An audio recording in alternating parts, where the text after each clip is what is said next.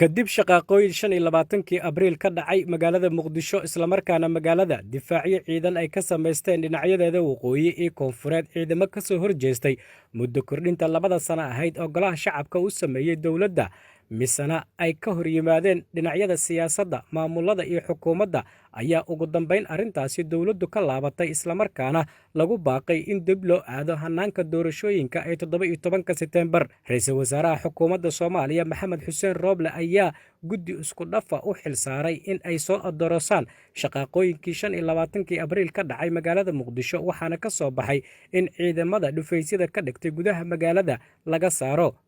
ciidamadii la magac baxay badbaado qaran gaar ahaan kuwa fariisimaha ka sameystay xaafadaha dhinaca waqooyi ee Fagax iyo Minraayo ayaa shalay ka baxay halka waxaana ay dib ugu laabteen gobolka Shabeellada Dhexe oo markii hore ay ka soo baxeen ciidamadaasi halkan waa isgoyska Minraayo ee magaalada Muqdisho waxaa dib u furmay isosocodka dadka iyo gaadiidka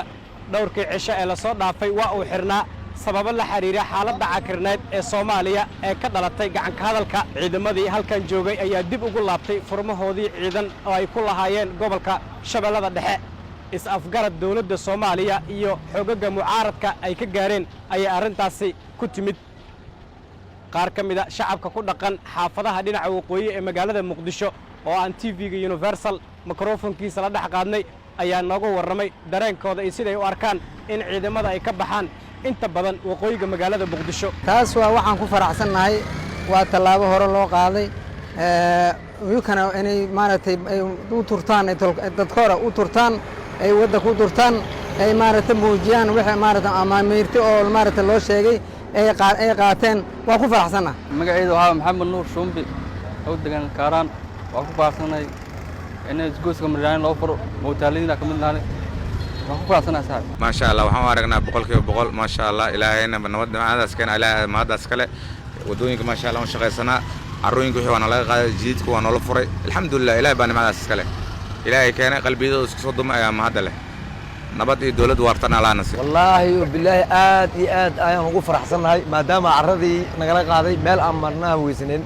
لكن هذا آد أنا غفر أحسن هاي لبد ما دام هشيين dalkuna macnaha anagu waxa u baahanay shacab hadaan heshiis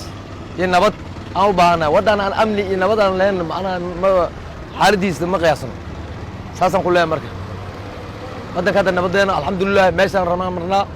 meel walba noo furay kaale argo ciidamadii iyo wixii dhan waa nagala qaaday kaale argo alxamdulillah waa shaqaysoyna Cabdi Casiis Ibrahim Axmed Okay TV Universal magaalada Muqdisho